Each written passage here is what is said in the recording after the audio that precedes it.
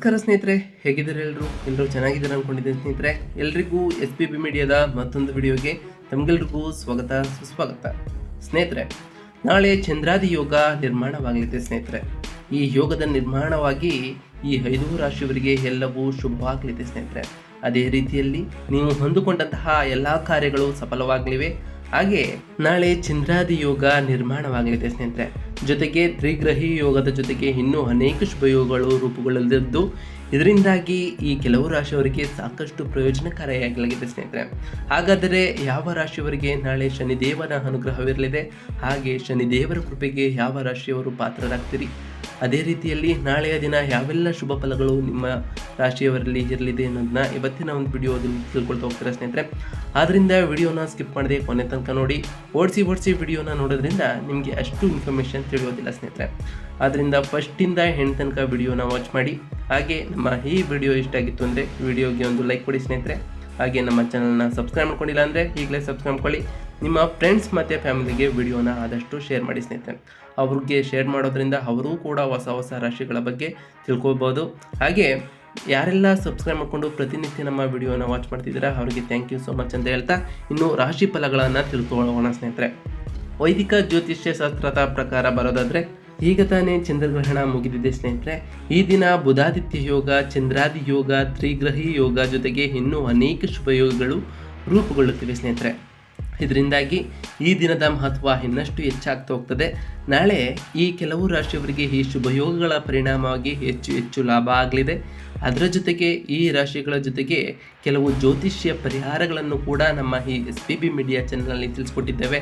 ಆ ಪರಿಹಾರಗಳನ್ನು ನೀವು ಅನುಸರಿಸಿದ್ದೇ ಆದರೆ ನಿಮ್ಮ ಜಾತಕದಲ್ಲಿ ಶನಿಗ್ರಹದ ಸ್ಥಾನವು ಮತ್ತಷ್ಟು ಬಲಗೊಳ್ತಾ ಹೋಗ್ತದೆ ಸ್ನೇಹಿತರೆ, ಮತ್ತು ಆ ಶನಿದೇವರ ಕೃಪೆಗೆ ನೀವು ಪಾತ್ರರಾಗಬಹುದಾಗಿದೆ.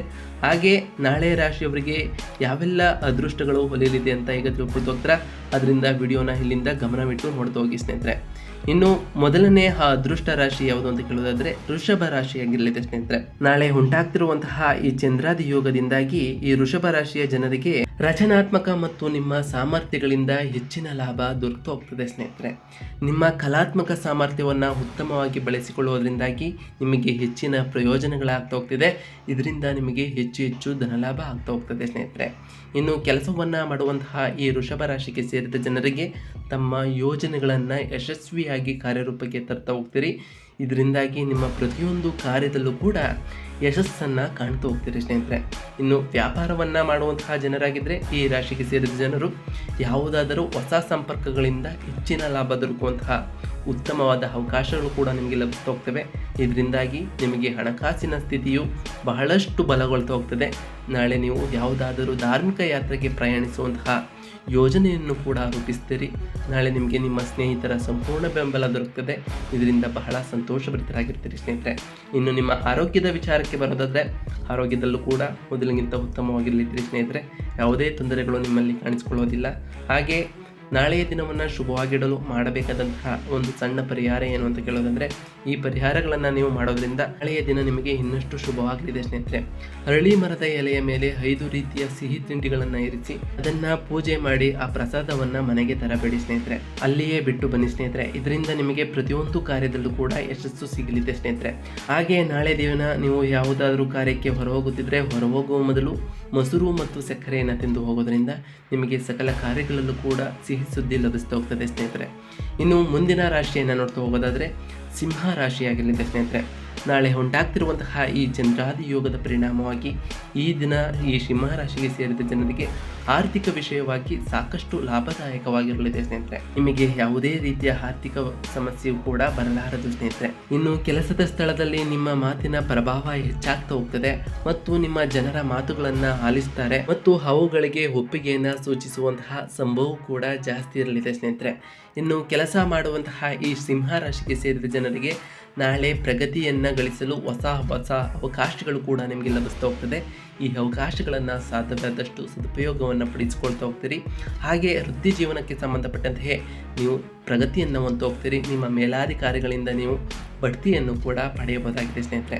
ಇನ್ನು ವ್ಯಾಪಾರ ವ್ಯವಹಾರವನ್ನು ಮಾಡುವಂತಹ ಈ ರಾಶಿಗೆ ಸೇರಿದ ಜನರಿಗೆ ನಾಳೆ ಲಾಭದಾಯಕವಾದಂತಹ ದಿನವಾಗಿರುವುದು. ನಿಮ್ಮ ಕುಟುಂಬ ಜೀವನ ನಾಳೆ ಸುಖಮಯವಾಗಿರಲಿದೆ ಸ್ನೇಹಿತರೆ. ಮತ್ತು ನಿಮ್ಮ ಹಳೆಯ ಸಮಸ್ಯೆಗಳಿಂದ ಮುಕ್ತಿ ದೊರಕುವಂತಹ ಯೋಗ ಕೂಡ ಬಂದೊದಗಲಿದ್ದು ನಾಳೆ ನಿಮ್ಮ ಪ್ರೀತಿಯ ಜೀವನದಲ್ಲಿ ಪ್ರೀತಿ ಬಹಳಷ್ಟು ಹೆಚ್ಚಾಗ್ತಾ ಹೋಗ್ತದೆ. ಇದರಿಂದಾಗಿ ನಿಮ್ಮ ಜೀವನ ಸಂತೋಷಭರಿತರಾಗಿರ್ತೀರಿ ಸ್ನೇಹಿತರೆ. ಇನ್ನು ಆರೋಗ್ಯದ ವಿಚಾರಕ್ಕೆ ಬರುತ್ತದೆ ಸ್ನೇಹಿತರೆ. ಆರೋಗ್ಯದಲ್ಲೂ ಕೂಡ ಯಾವುದೇ ರೀತಿಯ ತೊಂದರೆಗಳು ನಿಮಗೆ ಉಂಟಾಗೋದಿಲ್ಲ. ಆದರೆ ನಿಮ್ಮ ಮಕ್ಕಳ ಮೇಲೆ ಆರೋಗ್ಯದ ಮೇಲೆ ಸ್ವಲ್ಪ ಗಮನವನ್ನು ನೀವು ಹರಿಸಬೇಕಾಗಿರ್ತದೆ ಸ್ನೇಹಿತರೆ.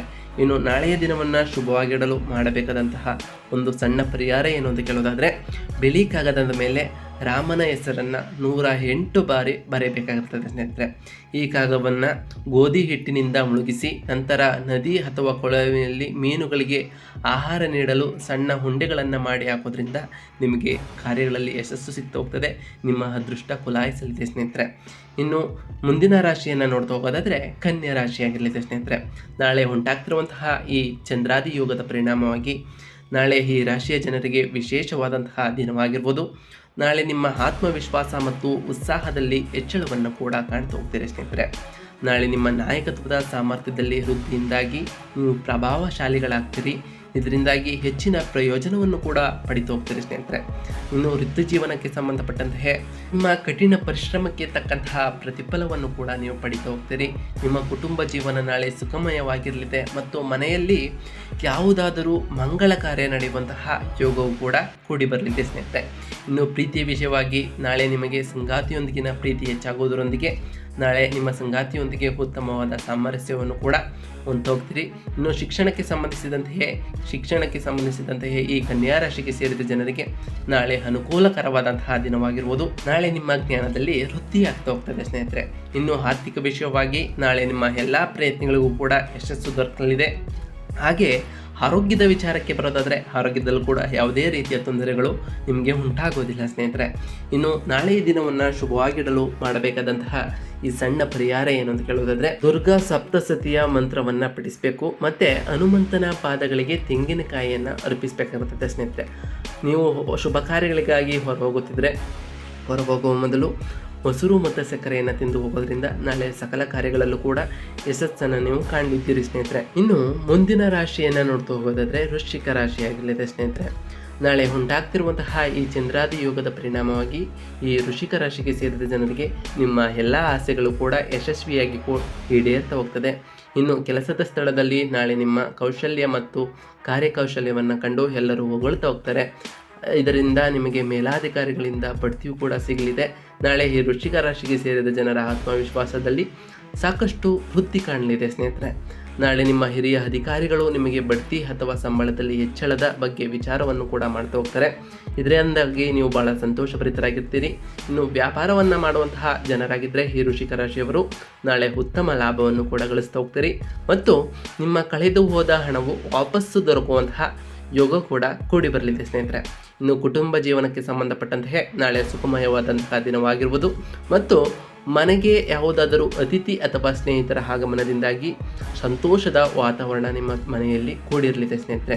ನಾಳೆ ನಿಮ್ಮ ಆರ್ಥಿಕ ಸ್ಥಿತಿ ಬಲಗೊಳ್ತಾ ಹೋಗ್ತದೆ ಮತ್ತು ಹೂಡಿಕೆಯನ್ನು ಮಾಡುವುದರಿಂದಾಗಿ ಹೆಚ್ಚಿನ ಲಾಭವನ್ನು ಪಡೆಯುವಂತಹ ಅವಕಾಶಗಳು ಕೂಡ ನಾಳೆ ನಿಮಗೆ ಇರಲಿದೆ ಸ್ನೇಹಿತರೆ. ಇನ್ನು ನಿಮ್ಮ ಆರೋಗ್ಯದ ವಿಚಾರಕ್ಕೆ ಬರೋದಾದರೆ ಆರೋಗ್ಯದಲ್ಲೂ ಕೂಡ ಯಾವುದೇ ರೀತಿಯ ತೊಂದರೆ ಉಂಟಾಗೋದಿಲ್ಲ.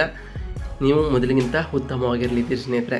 ಇನ್ನು ನಾಳೆಯ ದಿನವನ್ನು ಶುಭವಾಗಿಡಲು ಮಾಡಬೇಕಾದಂತಹ ಒಂದು ಸಣ್ಣ ಪರಿಹಾರ ಏನು ಅಂತ ಕೇಳೋದಾದರೆ, ನಾಳೆ ಶಿವನನ್ನು ಪೂಜಿಸಿ ಮತ್ತು ರುದ್ರಾಭಿಷೇಕವನ್ನು ಮಾಡಬೇಕಾಗಿರ್ತದೆ. ಹಾಗೆ ಭಿಕ್ಷುಕರಿಗೆ ಆಹಾರ ಮತ್ತು ಧಾನ್ಯಗಳನ್ನು ದಾನ ಮಾಡೋದ್ರಿಂದ ನಾಳೆ ನಿಮಗೆ ಸಕಲ ಕಾರ್ಯಗಳಲ್ಲೂ ಕೂಡ ಯಶಸ್ಸು ದೊರಕಲಿದೆ.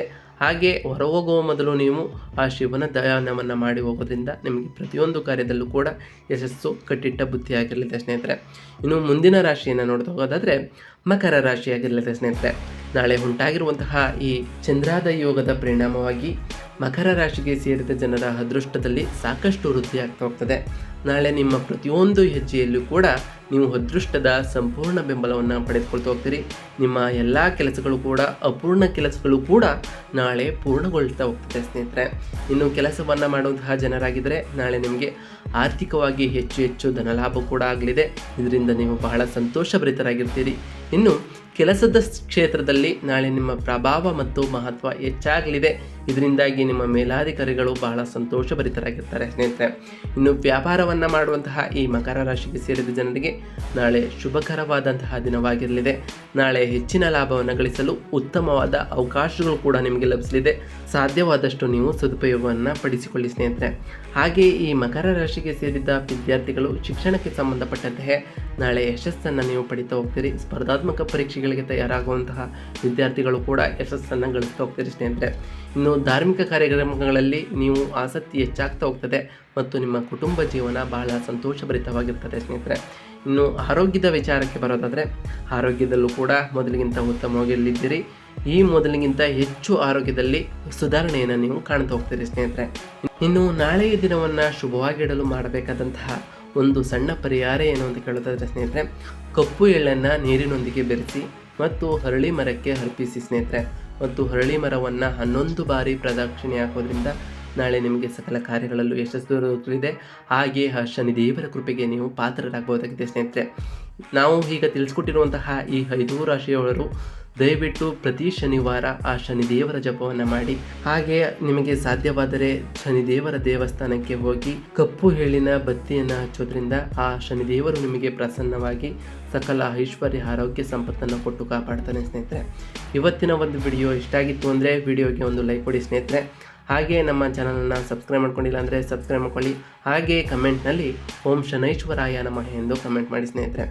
ಯಾರೆಲ್ಲ ಸಬ್ಸ್ಕ್ರೈಬ್ ಮಾಡಿಕೊಂಡು ಪ್ರತಿನಿತ್ಯ ನಮ್ಮ ವಿಡಿಯೋಗಳನ್ನು ವಾಚ್ ಮಾಡ್ತಿದ್ದೀರಾ ಅವರಿಗೆ ಥ್ಯಾಂಕ್ ಯು ಸೋ ಮಚ್ ಅಂತ ಹೇಳ್ತಾ, ಹಾಗೆ ಆ ಶನಿದೇವರು ನಿಮಗೆ ಆಯುಷ್ಯ ಆರೋಗ್ಯ ಸಂಪತ್ತನ್ನು ಕೊಟ್ಟು ಕಾಪಾಡಲಿ ಅಂತ ಹೇಳ್ತಾ ಇವತ್ತಿನ ಒಂದು ವಿಡಿಯೋನ ಮುಗಿಸ್ತಿದ್ದೀನಿ ಸ್ನೇಹಿತರೆ. ಸಿಗ್ತೀನಿ ಮತ್ತೊಂದು ವಿಡಿಯೋದೊಂದಿಗೆ. Thank you for watching.